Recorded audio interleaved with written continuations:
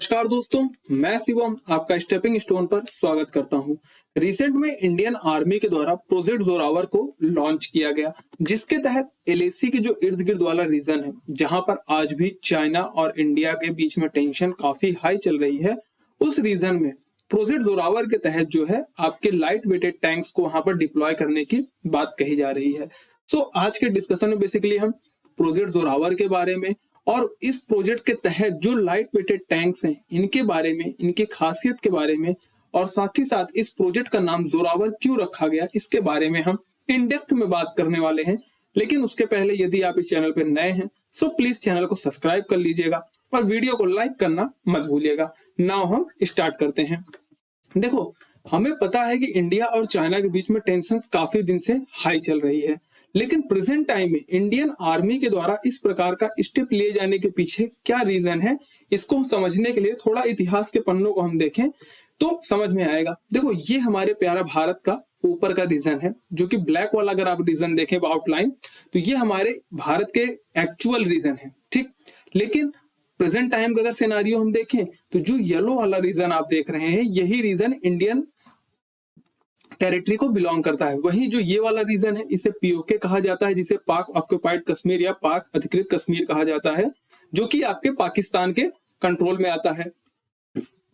वहीं ये जो है आपका अक्साई चीन कहा जाता है, जो कि चाइना के कंट्रोल में आता है। तो जब चीन ने इस रीजन को अपने अंडर में लिया था, उस टाइम पे दोनों देशों भारत और चाइना के मध्य जो है एक म्यूचुअल अंडरस्टैंडिंग से एक लाइन ड्रॉ की गई, जिसे एलएसी कहा गया, लाइन ऑफ एक्चुअल कंट्रोल, जिसके आसपास जो है हम वेपन का यूज नहीं कर सकते हैं। लेकिन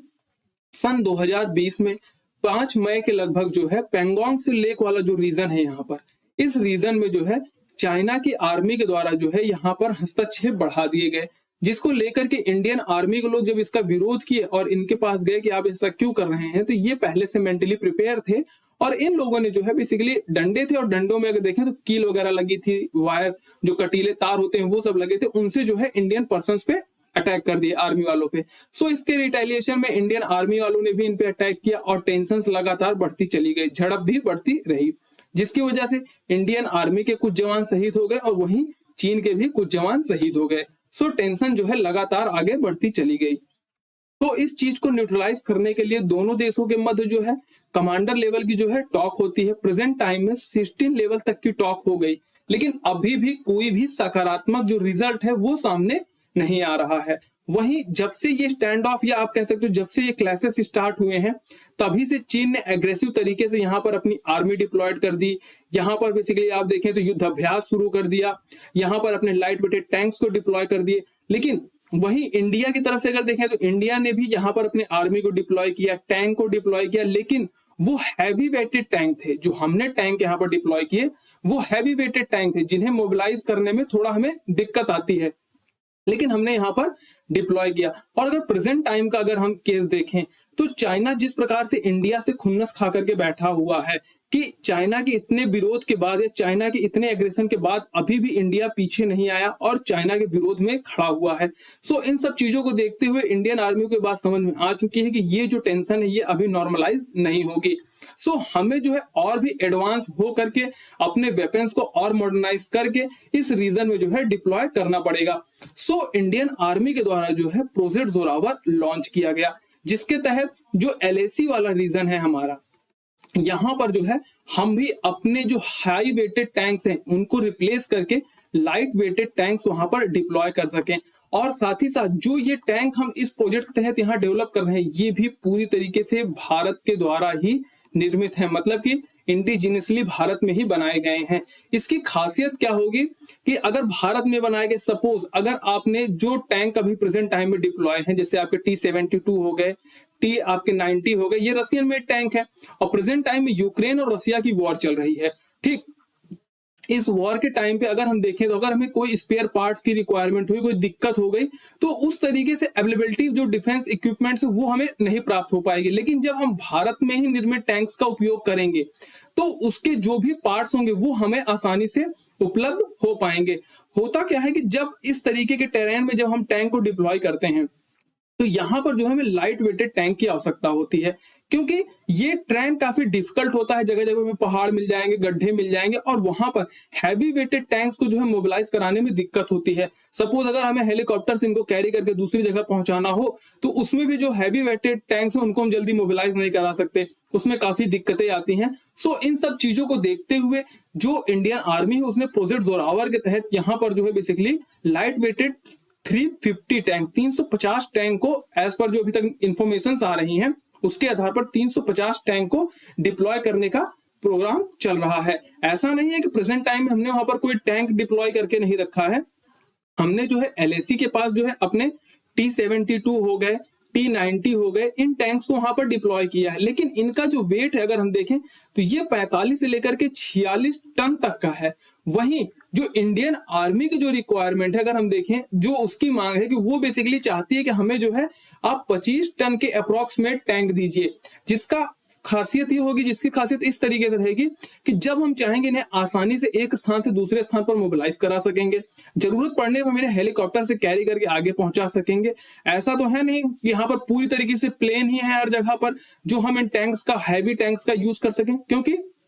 जो आपके T-72 हो गए, T-90 हो गए, अर्जुन टैंक्स हो गए, ये बेसिकली प्लेन के लिए या फिर जो आपके रेगिस्तान वाले एरिया हैं वहां के लिए डिजाइन किए गए हैं, ना कि ऐसे माउंटेनियस वॉरफेयर के लिए इन्हें डिजाइन किया गया है। सो इन सब चीजों को देखते हुए प्रोजेक्ट जोरावर के तहत हम जो है बेसिकली 350 टैंक को जो है यहाँ पर डिप्लॉय करने वाले हैं, जो कि लाइट वेटेड टैंक होंगे, जिसके तहत हम जो है इस पूरे के पूरे रीजन में चाइना को आसानी से काउंटर कर सकेंगे। होता क्या है कि जो ये हाई वेटेड टैंक हैं, अगर वॉर होती है और हमें इन्हें मोबिलाइज करना पड़ गया और इसमें थोड़ी सी भी देर हो गई तो वॉर में एक एक मिनट की वैल्यू होती है, और अगर 1 मिनट की भी देर हो रही तो कहीं से अगर आप समझो तो पूरी वॉर की दिशा ही बदल सकती है। क्योंकि जब आपको टैंक की आवश्यकता यहाँ पर थी तब आपका टैंक अभी यहीं पर पहुंचा है, तब जो है दुश्मन को एडवांटेज मिल जाता है वो आप पे जो है अच्छी तरीके से काबिज हो सकता है। सो इन सब चीजों को देखते हुए इंडियन आर्मी के द्वारा जो है आपका जोरावर प्रोजेक्ट लॉन्च किया गया। ये तो रहा जोरावर प्रोजेक्ट के बारे में। वहीं अगर हम बात करें जो जोरावर प्रोजेक्ट के तहत हम टैंक को डेवलप करने की बात कर रहे हैं तो वो आपके बेसिकली लाइट वेटेड टैंक्स हैं, ठीक ना, जिनका वेट आपका लगभग कितना मिलने वाला है 25 टन के अप्रोक्सीमेट आपका वेट मिलेगा, जिससे इन्हें आसानी से हम मोबिलाइज करा सकते हैं और आवश्यकता पड़ गई तो हम इन्हें हेलीकॉप्टर से टांग करके भी दूसरे स्थान पर पहुंचा सकते हैं। क्योंकि जब हम माउंटेनियस वॉरफेयर में या पहाड़ी इलाकों में लड़ाई स्टार्ट करते हैं तो वहां पर बेसिकली हमें पहाड़ पे भी ले जाना पड़ता है और पासेस होते हैं, जो आपके दर्रे होते हैं उन बीच से भी गुजारना पड़ता है। तो हैवी टैंक्स में दिक्कतें होती हैं, लेकिन लाइट वेटेड टैंक्स में ये दिक्कतें नहीं होती हैं और इन्हें जो है रैपिड डिप्लॉयमेंट के साथ जो है हम इन्हें आसानी से मूव करा सकते हैं। दैट्स व्हाई हम जो है इस प्रकार के टैंक्स की डिमांड कर रहे हैं और इन्हें वहां पर डिप्लॉय करना चाहते हैं, जिससे हम चाइना को काउंटर कर सके। और वहीं इन टैंक्स को थोड़ा और एडवांस किया गया है, इसके अंदर हमने आर्टिफिशियल इंटेलिजेंस को इंट्रोड्यूस किया है। साथ ही साथ जो इसका एक सबसे एडवांटेज पार्ट अगर देखें तो ड्रोन का इंटीग्रेशन है इसके अंदर। कहने का मतलब इस टैंक के साथ आप एक ड्रोन को अटैच करके रखे हो और जब आपको आवश्यकता पड़ती है तब आप उसे उड़ा सकते हो। होता क्या है, जैसे ये सपोज आपका पहाड़ी इलाका है और यहाँ पर वॉर आपकी स्टार्ट हुई, यहाँ पर आपका टैंक है, यहाँ पर आपके दुश्मन का टैंक है सपोज, और आपको इस प्रकार से मोबिलाइज कराना है कि आप उसके रडार में या फिर उसकी पकड़ में ना हो और आसानी से अपने आप को सेफली जो है मोबिलाइज करा सको। सो आप अपने अंदर से ड्रोन को उड़ाओ, उड़ा करके जब आप ऊपर ले जाओगे तो आप उसकी लोकेशन को आसानी से ट्रेस कर सकते हो। डेटा जैसे ही आपको गैदर होगा उसके आधार पर आप अपने आप को मोबिलाइज या फिर मूव कर पाओगे, ठीक। वहीं इसके अंदर जो है आपको बेसिकली एक्टिव प्रोटेक्शन सिस्टम दिया गया। ऐसा तो है नहीं कि हमारे पास ही टैंक है, हमारे टैंक में फायर करने की कैपेबिलिटीज है, जो दुश्मन के टैंक है उसके पास कोई कैपेबिलिटीज नहीं है, उसके पास भी है। सो इन सब चीजों को देखते हुए टैंक को हमने थोड़ा एडवांस किया है और एडवांस होने के साथ साथ